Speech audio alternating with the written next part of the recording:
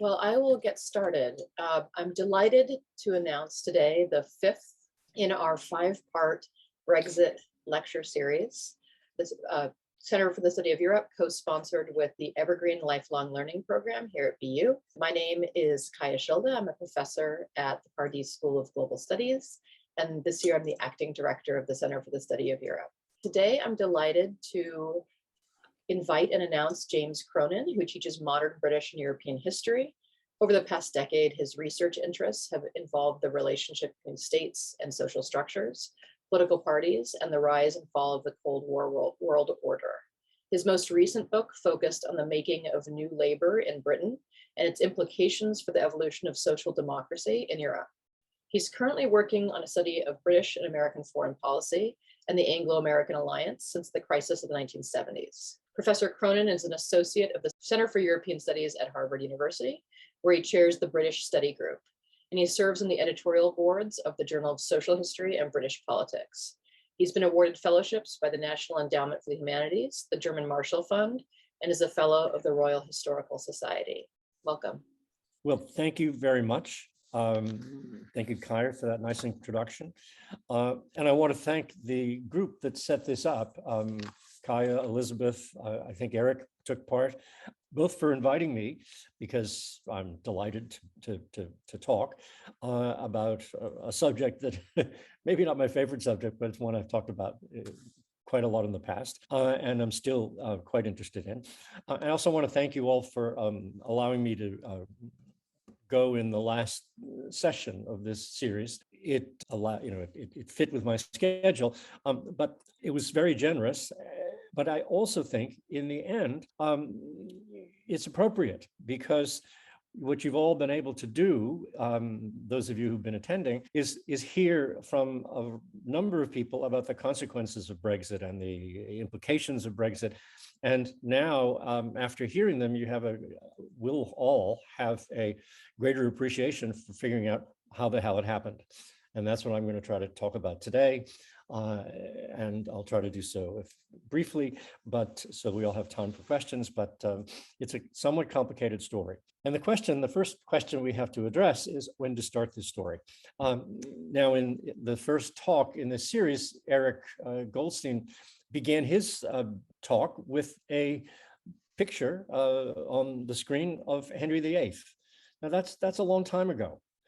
In fact, one can go back a long time into doing the history of Brexit, because it does have something to do with Britain as an independent nation, a sovereign nation among other sovereigns. And those issues have been around for a very long time.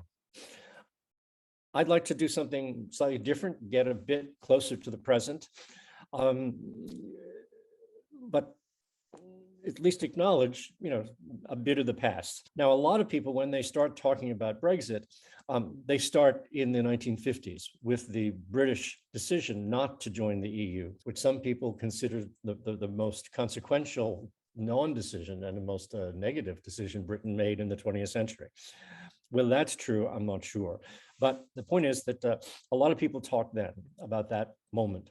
I'd like to begin very briefly by talking about a somewhat later moment, the 1970s, and contrasting that moment with the recent debate about Brexit. And then I'll go on to a more finely detailed discussion of the process leading to Brexit from the 1980s.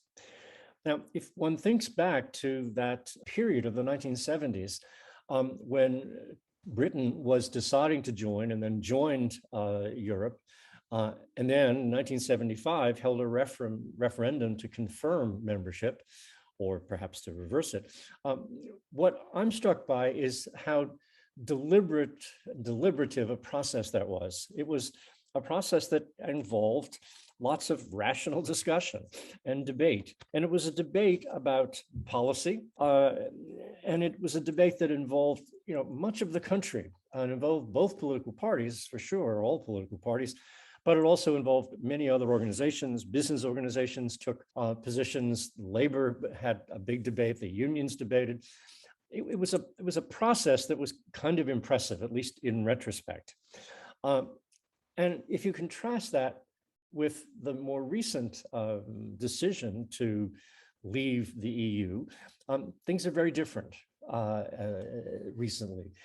The Brexit debate, first of all, was not joined by many people and organizations, or to the extent it was joined, there was no consensus. In fact, if there was a consensus, the consensus was that Britain should stay in Europe. That was certainly the opinion of business and business organizations, of other national organizations. And that fact that there was that either people wanted to mostly stay or not, get involved in a big debate about it, suggests that the movement to Brexit was something different. It was very much a sort of fringe movement that all of a sudden exploded. And it was a fringe movement that was mostly not about policy and what was going to be best for the UK or the UK economy, but it was about resentments, and it was based on a long-term process of making fun of and attacking the EU. And this sort of superficiality of the debate on Brexit, on whether to join or whether to leave, shows the same thing. That is, the campaigns we're not very enlightened on either side. The Brexit campaign was all about negativity, and it was marked by, absurd promises about, how many millions of pounds people would get, Britain would get back and be able to devote directly to the NHS. It was also about, many coded and some not so coded oppositions and resentments toward immigrants and foreigners. On the Remain side, things weren't too much better. The Remain side debate was characterized mostly by complacency, but it also had an element of what people called a campaign of fear, fear-mongering, which was all about the odd or the unlikely and unhappy consequences of leaving. What this suggests is that, and we know this, is that Brexit was a very narrowly political choice. That is, that the decision to have a Brexit referendum was a narrowly political choice. It was a choice made by David Cameron, the Conservative leader, to deal with an internal party problem, the problem of how to deal with his Eurosceptic colleagues.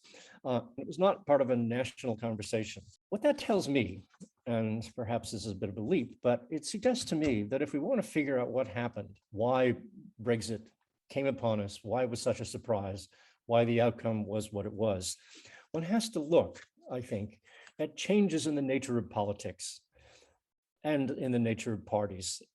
In Britain, to some extent elsewhere, in the last 30, 40 years, because it's in politics that I think the solution to this is found, and the causes of it are to be found. Now, this means, looking broadly at British politics and its evolution, and not just at the question of Brexit, although, the relationships between Britain and the European community is important, an important part of that, and reflects other broader developments. It's the story, political developments in Britain since the mid-1980s, I'd say, that affects left and right.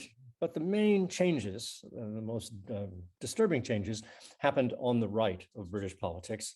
And I think, as I'll refer to it earlier, there were comparable changes in other countries on the right. So, as I said, I want to begin in the mid-1980s.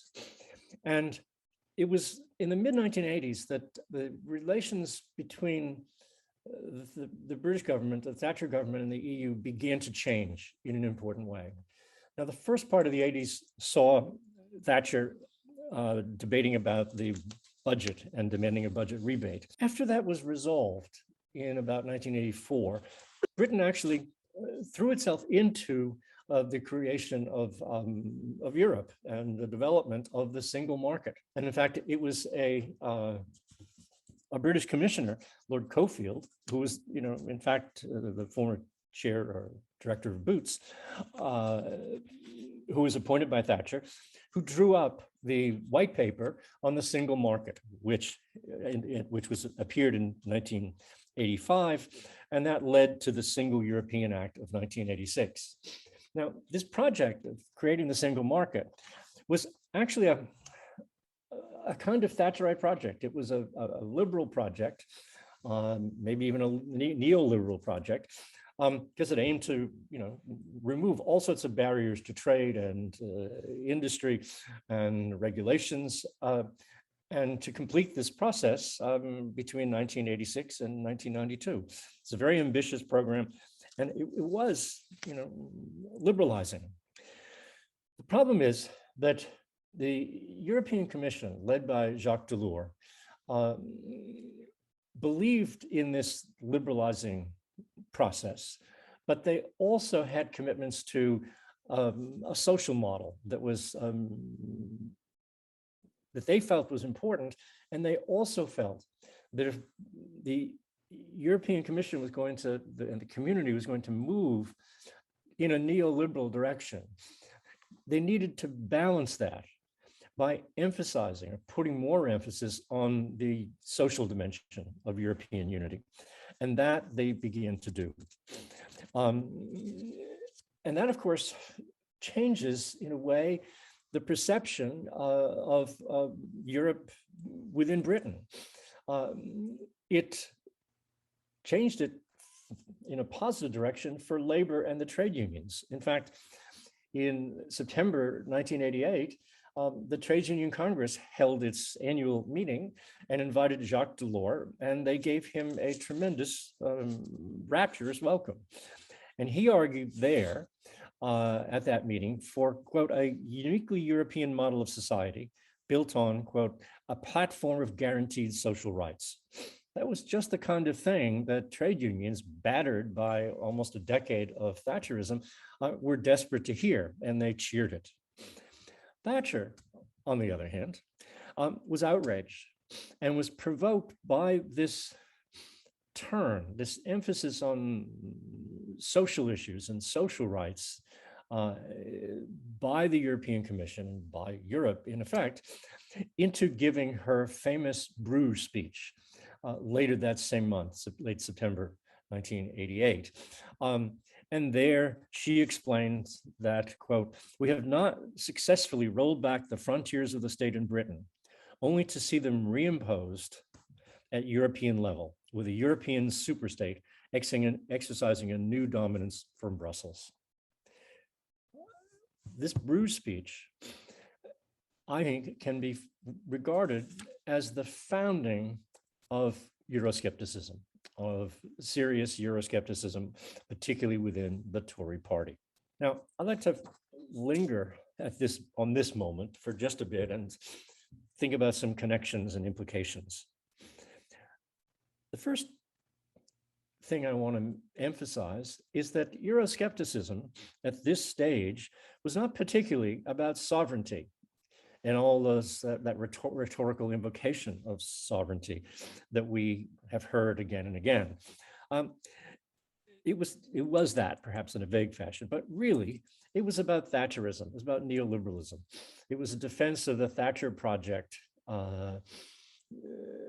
globally and in Britain, and it was an opposition toward a social model and toward what people sometimes talked about as socialism. So this was, in a sense, very much a kind of domestic British Tory issue. It was how to prolong Thatcherism, how to keep it going, how to be true to its mission, even at a moment when that mission and that movement's popularity was beginning to fade. And that's the second thing I'd like to note about this moment. Because at this point, this was relatively late in Thatcher's tenure, and she had begun to, her popularity had begun to wane. She had won another big election victory in 1987, but right after that, she seemed to become much less flexible, much more rigid and dogmatic, and seemed committed to following policies that would only alienate potential voters.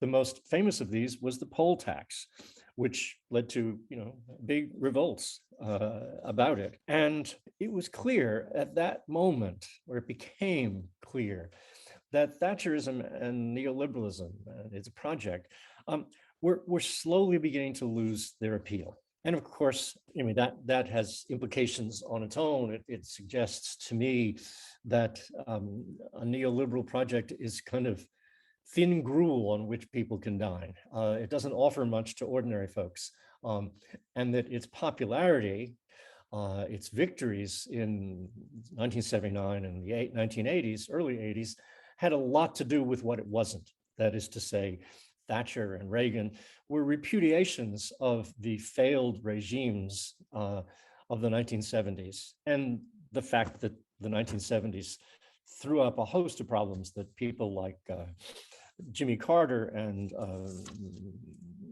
James Callahan simply couldn't solve, and their parties couldn't solve. But the actual positive appeal of neoliberalism was always thin, and it seemed to get thinner as the 70s receded into memory. So, of course, the one piece of evidence of that is that Thatcher herself was gone just 2 years after the Bruges speech. And the third point I wanted to make is that this sort of waning of the neoliberal fervor or enthusiasm or support is connected to a general weakening of the position of conservatives in politics more broadly. That is not just in Britain, but elsewhere in the United States and in Europe. It's interesting that the Tories in Britain were able to eke out one more electoral victory in 1992, but just barely. And that the moment it happened, or within months of their victory, they were in deep trouble. And that at precisely the same moment, George Bush was about to be defeated by Bill Clinton in the United States. Something was happening to conservatism. It was beginning to weaken broadly. And at the same time, sort of center-left parties seemed to get a new lease on life.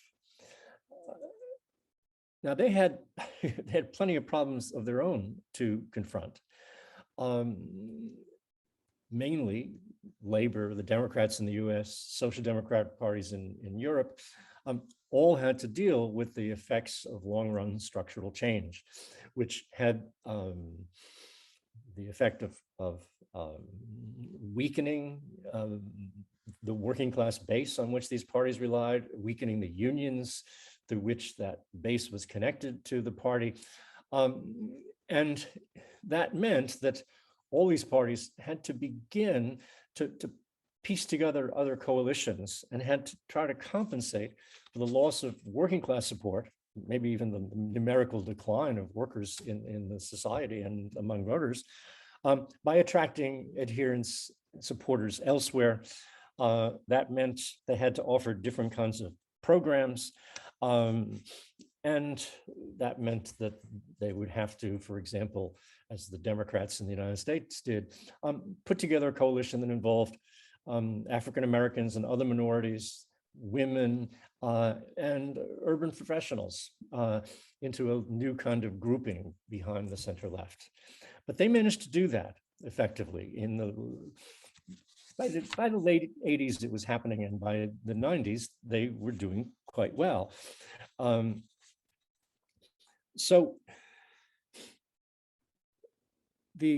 among the causes of the weakening of conservatives in Britain, the United States, and elsewhere was this, weakening of the appeal of neoliberalism. A second was that a brief, sort of at least tactical revival of the center left. And I think there's another very long-term, broad factor that is beginning to weaken or change the fortunes of conservatives and change actually what conservatives did for themselves and made of themselves. And that was the end of the Cold War. The end of the Cold War essentially loosened the connections between center-right parties and the center, the political center. The Cold War was many things, but among the many things it was a factor that essentially dominated domestic politics in the West, in Britain, the United States, and Europe. And one of the effects was to anchor right-wing parties to the political center. In order to fight the Cold War, in other words, conservatives had to come to terms with the social compromises of the post-war era, with the revised capitalism, the what some people call embedded liberalism that characterized that post-war political order. It involved greater willingness to use the government to engineer growth and ameliorate societal problems. It involved much greater levels of social protection. These weren't traditional conservative values, except perhaps among some Christian Democrats.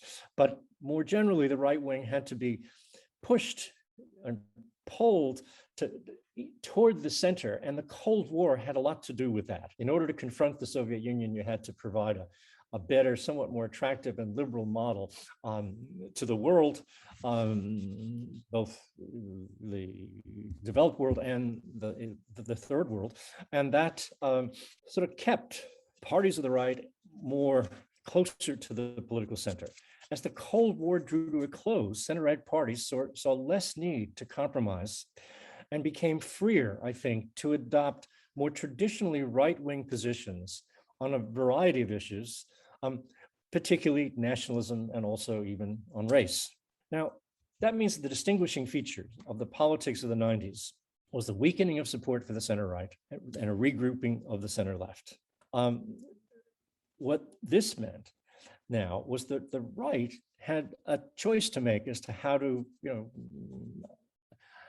how to attach people to itself when they were not so much connected to the center through their, participation in an anti-communist consensus. It meant that they had to choose whether to, how to deal with that. And essentially, what conservatives did, and they now increasingly in the 90s could be referred to as the right as opposed to the center right, was that they could begin to appeal to people on a different basis. And essentially, that meant appealing to traditional conservative ideas and values, like nationalism and opposition to foreigners and immigrants, or appealing on the basis of anger and resentment over issues that tend to be referred to in the literature as the culture wars issues, battles over feminism and women's rights, gay rights, family policies, religion, and of course, race. Now, in some cases, they could appeal to these culture war issues and to more traditional conservative values. But in any case, they had to do one or the other, or perhaps some mix of the two, in order to compensate for the declining appeal of strict neoliberalism with its emphasis on, this time, austerity. Now, this process you could see happening across Europe, across much of the world, and in Europe and in Britain and the United States. It took various forms. One form was sort of exemplified by France and the National Front and the Le Pens, father and daughter, who were extremely right-wing, had even sort of neo-Nazi Holocaust denial tendencies.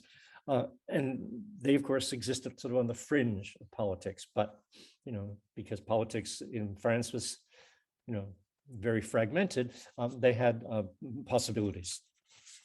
Other European countries did similar things.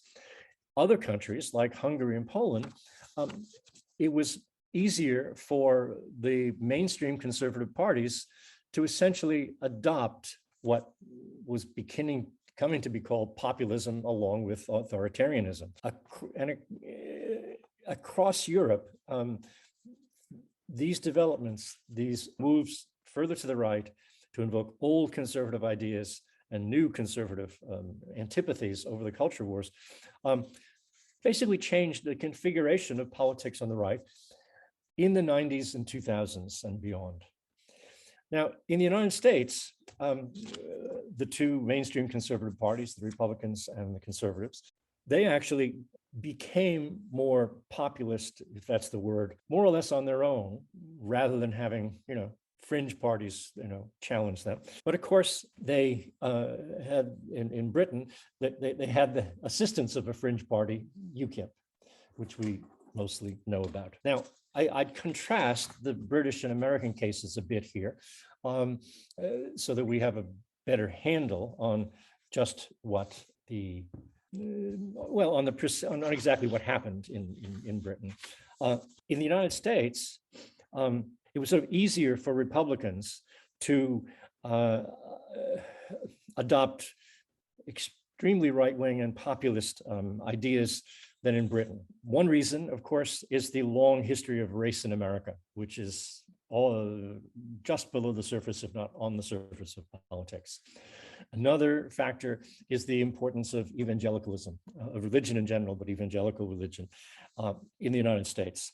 So that predisposes the right in America to more quickly and easily adopt essentially culture wars positions across the board. Now, eventually, in order to bring all the different features of the culture wars and resurgent nationalism and racism together, it took Donald Trump, but it was a process that the Republican Party was undergoing even before Trump. Some people talk about Trump executing a hostile takeover of the Republican Party, but in fact, the Republican Party and Trump were moving in the same direction and closer to each other for some time. In Britain, the Tories would actually take 3 decades to come around to embracing the populist possibilities of Euroscepticism. And it also required the threat of UKIP and the popularity of its leader to do what conservatives on their own could not do. There were, I'd suggest, 2 main reasons for this resistance to populism among the Tories in Britain. First, the cultural background is quite different. Unlike in America, religious belief is weak and matters only to a small minority. So too is the appeal of certain culture war issues, because Britain is a more thoroughly secular nation and has a more thoroughly secular population. The role of nationalism is different in Britain as well. That might require a long discussion to unpack, but I think that's true. And then there's also the enduring issue of class. Conservatives in Britain, have been and are the party of the rich, the upper class, upper and upper middle classes, and for those kinds of people, populism is a bit distasteful, and appealing to the masses in this way is a bit distasteful. So it was UKIP that did the work that the Tories were unable to do or actively disdained doing. Their party had been founded in 1991. The name was changed in 93. They lingered on the margins for over a decade until they had a new leader, Nigel Farage, after 2006. From the beginning, UKIP was focused on leaving the European Union, but under Farage, it adopted a broader repertoire of populist politics and antipathies. It was extreme nationalist. It opposed devolution for Scotland and Wales. It opposed multiculturalism in all of its forms. It was a bit more neoliberal than some of the European populists, but also espoused traditional values as they did. It was also, and with increasing vehemence, opposed to immigration and the growing role of Islam in British society. UKIP had been against the expansion of the EU in 2004 on general principles and because it allowed the more migration from countries of Eastern Europe. In UKIP's rhetoric, the EU was blamed for just about all the evils affecting Britain. The new wave of immigrants from Eastern Europe contained very few Muslims, in fact, but somehow the EU's relative openness and social liberalism allowed UKIP to conflate opposition to immigration and opposition to Islam and to use the mix to encourage opposition to the European Union. Now, UKIP didn't have much success in general elections, at least up through 2010, but did have some success in, ironically, elections to the European Parliament. But its support really began to rise between 2010 and 2015 under the coalition government, whose defining policy was austerity. And this austerity was not very attractive to many people, but particularly to the poorer or working class parts of the country, places where labor's hold was already weakening because of social structural change, but where people, like in the north of the country, the Midlands, where people were not ready to vote Tory. Now, as of late 2012, UKIP was polling about 10% nationally. In the European elections of 2014, they did better, winning 27.5% of the votes and electing 24 members of the European Parliament. The outcome made the entire political class take notice, but it was a more direct threat to the conservatives, from whom UKIP took quite a number of votes. It took some from Labour too, but the conservatives saw it as more of a threat. And this threat sort of coincided with the continuing annoyance that Eurosceptics within the Tory party caused to its leadership. And that suggested to David Cameron a kind of opportunity, that he could give something to Eurosceptics that would perhaps appease them in the short term, but which also might, in the end, weaken them. What I'm saying specifically, what I'm talking about specifically, is Cameron proposed in January 2013 to hold a referendum should the Conservative on membership of the EU, if the Conservatives would win the next election. Now, the idea, as I said, was to placate the the Eurosceptics in the party in the short term, but also in the long term, if such a referendum happened and it failed, to defeat them. In any event, the promise at the time to hold a referendum wasn't taken seriously because nobody thought the Tories were going to win an outright majority in the next election. They did, however, and that meant that the referendum was on the agenda. Cameron had to call it, and it was called for June 2016. So it was Farage and UKIP, whose growing popularity led the Tories to turn against Europe in a more thoroughgoing way. Resentment toward Europe was cheap and easy. In the years leading up to 2016, anti-European sentiment became bound up with much nastier views about race and immigration. Europe was portrayed not just as a superstate threatening to diminish sovereignty, but as a source of a wide range of problems. Europe, after 2004, sent large numbers of immigrants. Those immigrants came to be seen during and after the Great Recession as the cause of unemployment and impoverishment in the poorer regions of the country. And this was true even though very few EU immigrants were Muslims, because the EU had become identified with more liberal immigration policies and more liberal policies of integration of immigrants once they got to Europe. Now, I would emphasize before we conclude here that it's also important to look at the context in which the referendum campaign occurred.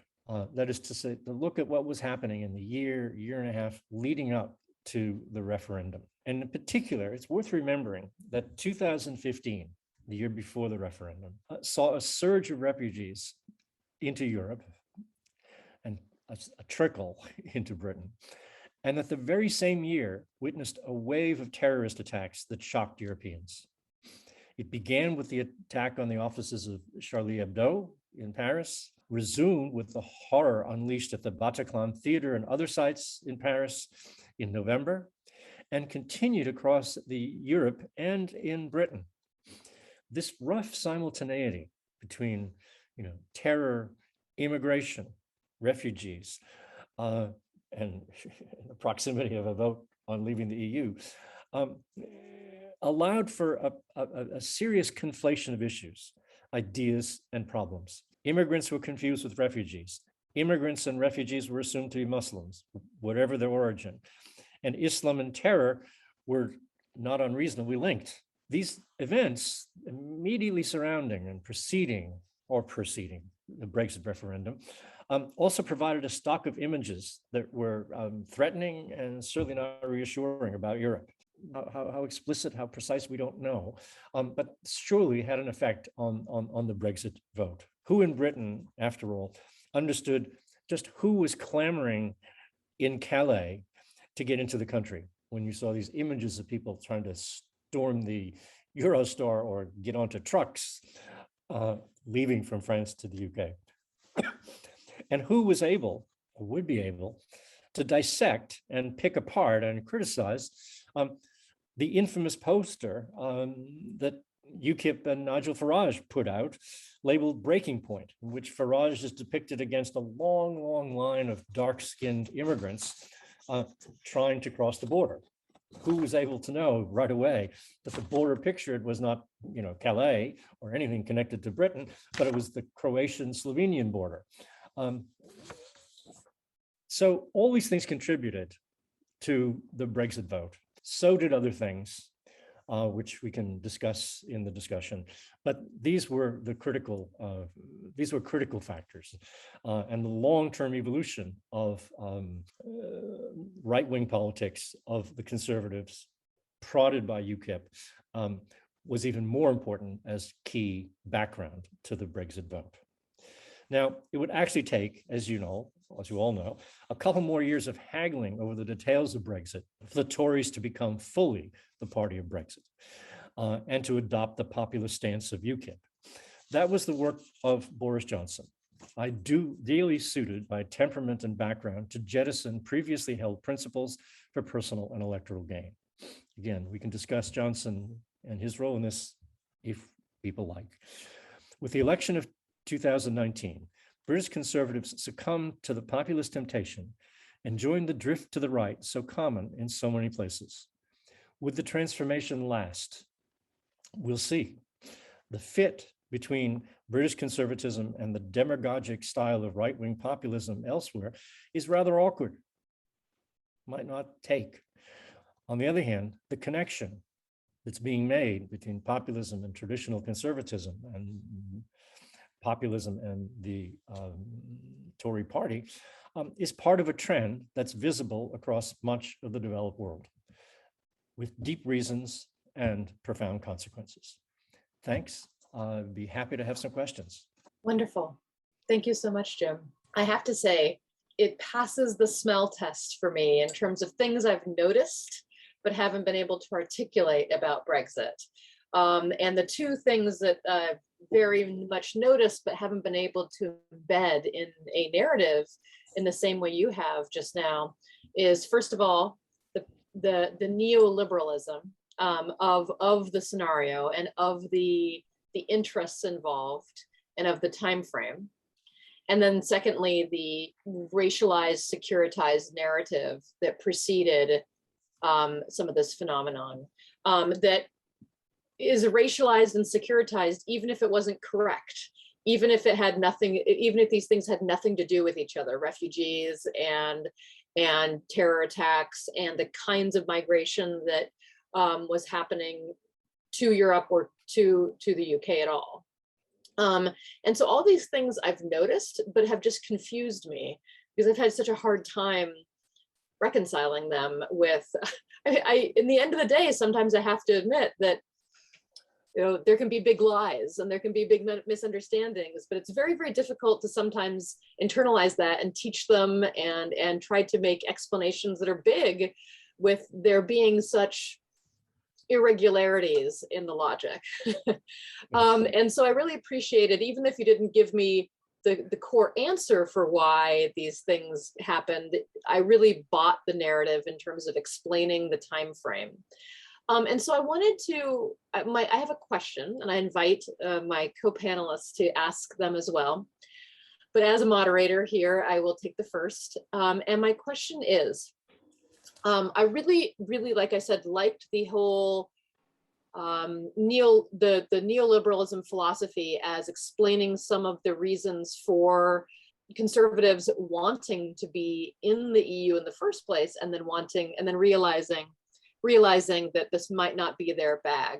And it's interesting because in EU theory, there is negative integration, which breaks down regulatory barriers at the nation state level, and then what they call positive integration, which is the rebuilding of barriers around the EU, whether it's borders or whether it's regulatory. And it's an interesting phenomenon to watch, that because sometimes things go very poorly in the EU when the regulation is broken down and hasn't been yet rebuilt. And things are very suboptimal sometimes from a governance point of view. But it's interesting that that is kind of the learning curve of Tories at the beginning, that they thought this was just a big, nice neoliberal project to break down a bunch of regulation. And then were quite shocked to discover that it wasn't just a neoliberal project. And neoliberal projects are very difficult to sell to the public. There's no natural constituency for them. And so this was very right sounding. But here's my question. That's my comment. And here's my question. The question is Brexit the worst thing that could happen in this story? And I don't think it's true. I don't think it's so that it's the worst thing, because some political scientists, Ziblatt and Levitsky, wrote this book called How Democracies Die, a very publicly accessible book about what happens when center-right parties decline. And the diagnosis, in a very simplistic way, is you have to rehabilitate and resuscitate center-right parties to prevent a society's entire slide into fascism. And so, given that Brexit happened, and given the results of Brexit, do you think this has rehabilitated the Tory party, or do you think the worst is yet to come? That's a great question. I'm not sure I can provide much of an answer. I do think, however, we're talking about all the same stuff. That is what you're concerned about, what I'm concerned about. I think we're in the same discussion, and that's great. In fact, in a book that I just finished writing, I think my last footnote to suggest what I'm arguing is a reference to Ziblatt and Levitsky's book. So we're talking about those same things. And the question of what kind of a conservatism is possible that is the kind I would feel comfortable with, and the kind that would do the work that Ziblatt and Levitsky want a party of the right to do, or the center right to do, in sustaining stable political democracy. That's tricky. It's tricky to see that. In fact, in an earlier book, Dan Ziblatt wrote about this long-term conservative dilemma, that, you know, what they tend to advocate is not that attractive to large groups of people in the society. And so they have to make a choice as to whether to make some compromises with things like, you know, the welfare state, state intervention, or they become much more right-wing, and then they're a threat to democracy. I share that concern, and I mentioned the Cold War in this talk, and it's something that I think is of critical importance, because I think the Cold War, or the Cold War era and its dynamics, had the effect of creating center-right parties that were genuinely center-right, that were anchored to the center. And you know, you can say that that's different than what happened, you know, before the Second World War, and that center-right parties had to be dragged from the far right to the center. And the turn to the market in the 1980s broke that, began to break that, that attachment to the center, and that has these long-term consequences for conservative parties. When they become neoliberal, they have trouble finding an appeal, and that leads them to appeals that are based on, you know, baser instincts, and as I mentioned, you know, nationalism, racism, culture war issues, which put them at odds with, you know, parts of their own society, and it's just really back to the United States and people talking about what would be best for the world and America. And you find all sorts of longtime Republicans thinking that this Republican Party has to be defeated in order to be rebuilt in the wake of Trump. Well, I don't know how easy that's going to be.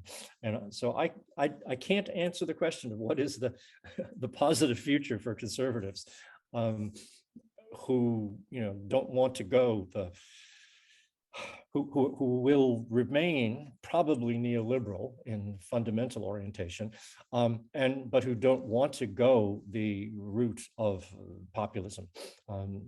I would like to hear from others and from you what developments you think could move in that direction. Thank you so much, Jim. Yeah, it's a fascinating conversation. I was also thinking about American politics in the early 1990s with your very powerful structural argument about the role that the Cold War played in terms of politics. A lot of these assumptions that we have in like political science about political behavior, especially about public opinion over foreign policy or politics stop at the water's edge. Those are just Cold War ideas, I think. And they really start to decay in the 1990s. I do a lot of work on defense spending, and not in some kind of 0-1-1, 0-1-1 way, but let the politics of defense spending and interests. And you see, if you just spend a lot of time looking at congressional debates about defense omnibus bills in the 90s, it's all about culture war stuff. I mean, you know that from the outside too, if you were alive then, but it's just really shocking to see that, you know, grown adults arguing about reproductive issues in the middle of defense spending bills and things like that. Indeed, yes, yeah. But it's a really powerful explanation for that sudden turn in a very short period of time, within 5 years, towards utter culture war, even for security issues. Yeah, I completely agree, and it all happened to poor George Bush the elder, in a way, in that. I mean, he so much embodies, or his fate so much embodies or represents these tendencies. You know, he wins an election actually by a turn toward culture war politics in his attacks on Dukakis over Willie Horton and so on. But that's not who he is. In this sense, he's like a traditional Tory. He doesn't really want to dirty his hands with that kind of politics. Then he behaves in a totally moderate, centrist, traditional way, a bipartisan way, as the Cold War ends, and in the war against Iraq, the first war against Iraq. And then he also behaves responsibly on issues of the budget and favors a tax rise. And having won the Cold War and having won decisively the first Gulf War, he then loses the election. And he's faced in that election with mainly dissent from within the party, at least in terms of, he has to confront Ross Perot and Bill Clinton, but his first problem is securing the loyalty of his own party. And it's really significant that the convention that renominated Bush in 1992 is actually stolen emotionally and politically from Bush by Pat Buchanan, where he actually announced publicly, you know, now the Cold War is over and now we're fighting the culture wars. He says that explicitly in his speech to the convention. So this transition that I'm talking about in the 90s from one kind of conservatism to another really is embodied in that 4-year span almost precisely. So, but we're here to talk about Britain, so we could. But I couldn't help but think of the parallels of just a complete, domesticization. Sorry, I can't say the word right now, of security issues in the U.S. sense at that exact moment in time too. Yeah. I want to invite my co-panelists to join in so that I'm not dominating the discussion. Eric. So I'm just curious, as well, as we've sort of wandered into this transatlantic area, how much do you think there's a transatlantic trade in ideas between the two groups we've just been talking about? Because there does seem to be some intellectual movement, but also a human movement between them as they go back and forth, and they turn out the speakers. each other's events. And the interesting thing is usually parties of the far right don't have this internationalization because they're so based on national identity. They don't take a trans-border approach to things. But these parties are almost wanting to isolate from other countries, except where they find it convenient not to. But yet they are sort of mixing and matching in a way. And I'm wondering if this is sort of just a current technological development or something that's easier. And which way are the ideas flowing? Are they flowing from Europe and the UK to the US or the other way around? Just your sense of this. Well, that's a great question, but it's mainly a great comment in that it points to a very interesting phenomenon. When people have written and talked about the Anglo-American relationship and talked, as you and I have and many others, about a kind of shared political culture and connections between the political systems and their leaders in Britain and America, we've thought about basically very traditional elites, people who are not populists, people who are, conservative generally, but not very. And what's clear is that there's a new kind of dialogue and a new set of relationships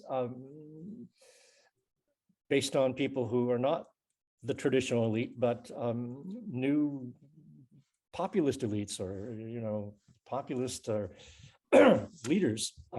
Now, I think to figure out how that happens, why, I think you allude to what is likely one important dimension, which is the role of new communications technologies. It's, the world is much more integrated and people are much more aware of what goes on in other countries. And so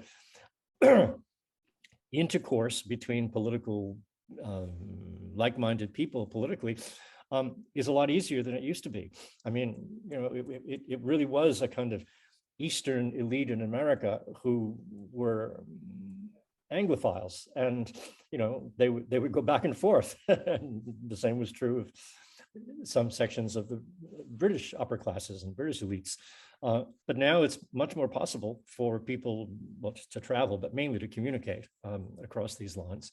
I suppose you could also, just talk about broader social trends like the decline of deference in Britain, and maybe a decline of deference toward traditional elites in a lot of countries. And the US was never quite as deferential as Europe, or particularly Britain. So it wasn't such a transformation here in the US, but it is a transformation for Britain. So that long-term social cultural trend is important, but I think the technology is also a facilitator. And in a way, I suppose, the ability of populists to talk from one country to the other is a sign that their nationalism in some ways is only skin deep.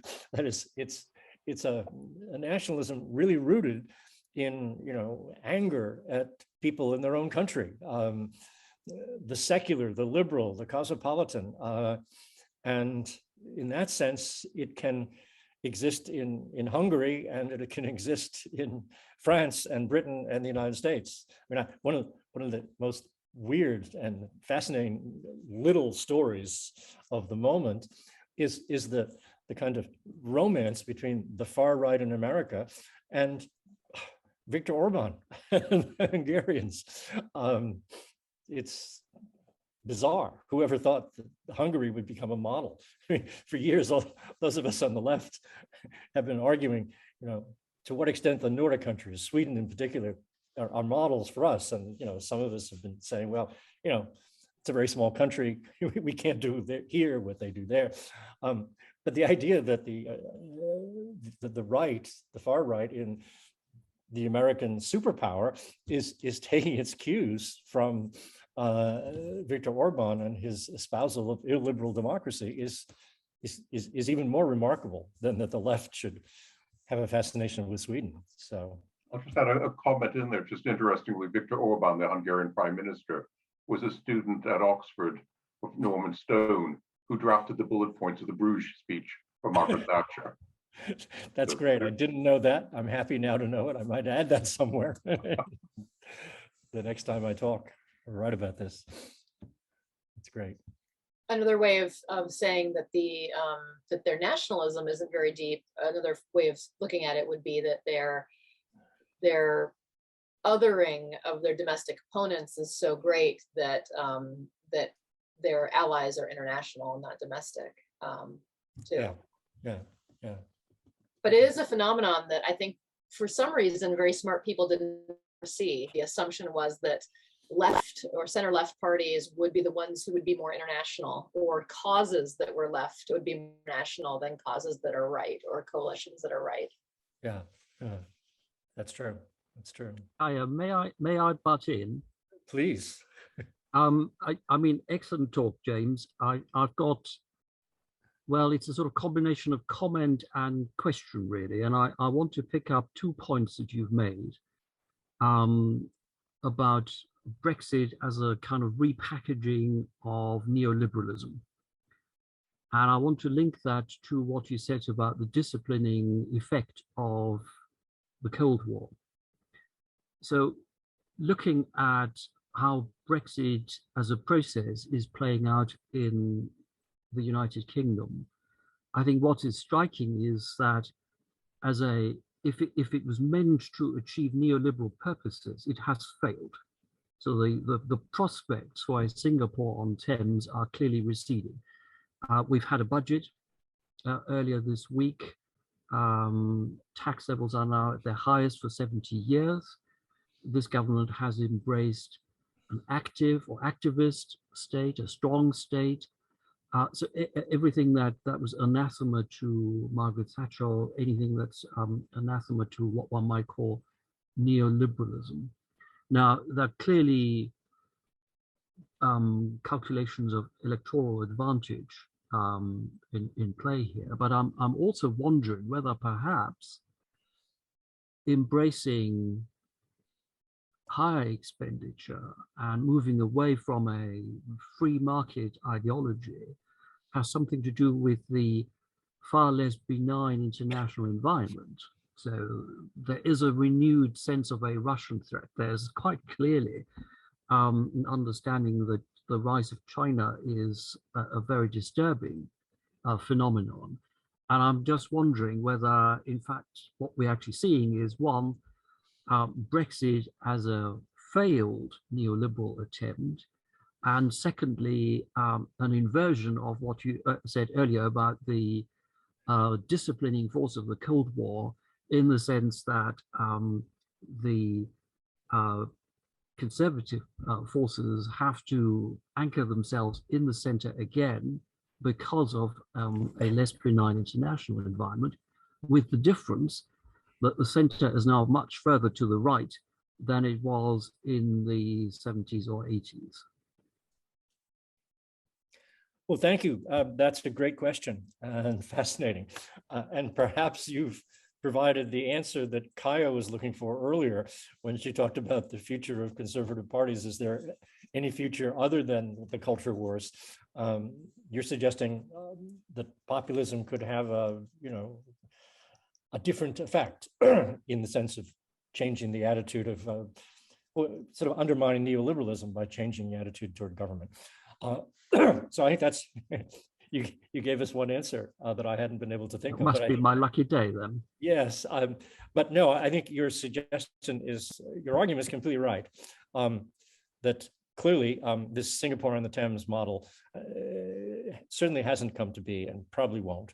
And the actions of the Johnson government in terms of taxes and spending do suggest that what you allude to, the electoral considerations somehow holding on to the seats that they won from Labor in 2019 has certainly led them to policies that wouldn't satisfy or wouldn't be appreciated by Thatcher or other neoliberals. I think that's quite right. Now, whether or not that what the role is of those fairly short-term, but maybe long-term electoral calculations and sense of a threat from China, I'm not sure. I don't have a good enough sense of how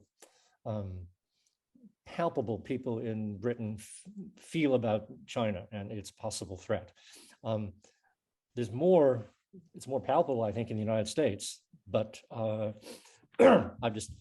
can't be sure of that. I think it's difficult, though, to quite bury or think we're past neoliberalism. There was a moment, after all, in 2008, when the Great Recession hit, and there were lots of different indications that there could be some kind of revival of Keynes and Keynesianism and of the center left. I was actually with some friends editing a book at the time on the fate of the left called What's Left of the Left, and we had the book almost ready to go in 2008, and then the recession struck and things seemed to move a lot. So the book got delayed by 3 years. And we saw a phase in which people toyed with Keynes once again. But then by 2010, neoliberalism's back in the saddle again, in the coalition in Britain and its austerity policies, and of course throughout Europe, as they dealt with the countries of the South.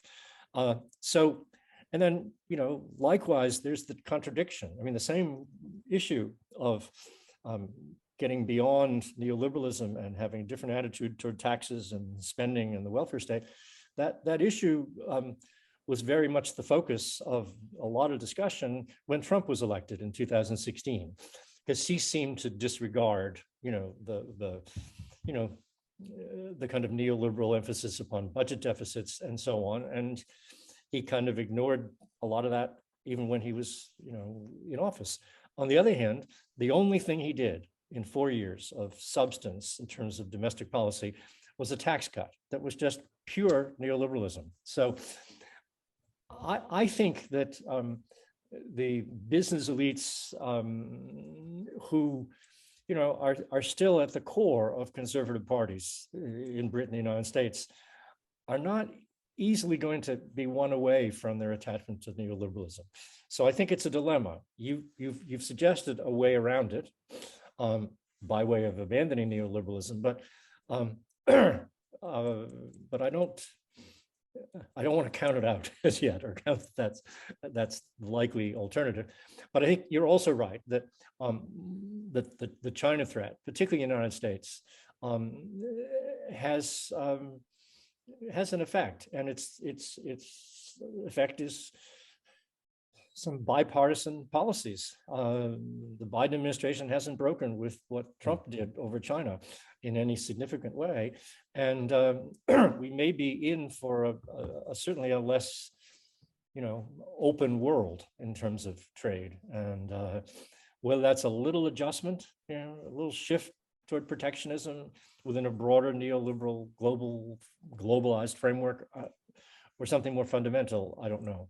And whether, gearing up to struggle against the Chinese threat will actually anchor anybody to the center is a big guess. You're certainly right. If it does provide an anchor, it'll be the resulting politics will be more right than previously. So yes, that's a great question, and thank you.